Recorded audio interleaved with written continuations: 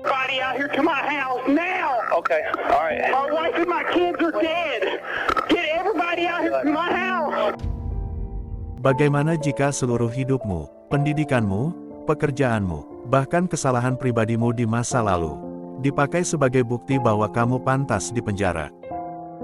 Bukan karena DNA, bukan karena saksi, tapi karena cerita yang terdengar masuk akal.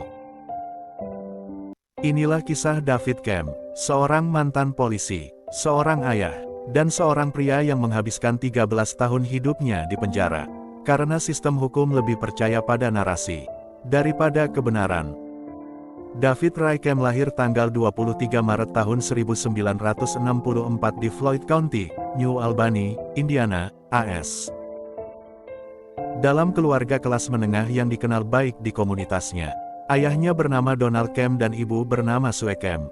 Ia tumbuh bersama 3 saudara kandung, 2 saudara laki-laki Donnie, dan serta 1 saudara perempuan bernama Julie. David dibesarkan dalam keluarga yang relatif dekat dan berpengaruh di komunitasnya, dan dianggap sebagai anak yang aktif dalam kegiatan lokal. Setelah lulus sekolah, David memilih jalur pelayanan publik. Ia bergabung dengan Indiana State Police pada akhir 1980-an.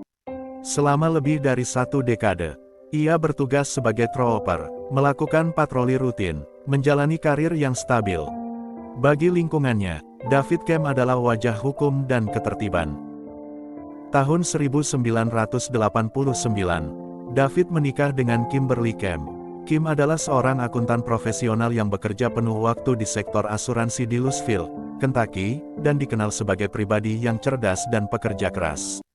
Mereka memiliki 2 anak, Bradley, 7 tahun, Jill, 5 tahun, keluarga muda yang terlihat normal, tidak sempurna, tapi tidak tampak berbahaya. Namun seperti banyak pernikahan, rumah tangga mereka pernah bermasalah. Dalam beberapa tahun pernikahan, David sempat mengalami perselingkuhan. Ia dan Kim sempat berpisah sementara akibat masalah tersebut, namun kemudian berbaikan dan kembali bersama sebelum tragedi. Kim found solace in the presence of her Kesalahan supportive pribadi family. yang nyata, dan Remarkably, kesalahan even inilah David's family yang kelak remained dipakai untuk steadfast in their support menghancurkan of her. hidupnya. Awal tahun 2000, David membuat keputusan besar. Ia mengundurkan diri dari kepolisian dan bekerja di bisnis keluarga bidang konstruksi dan waterproofing.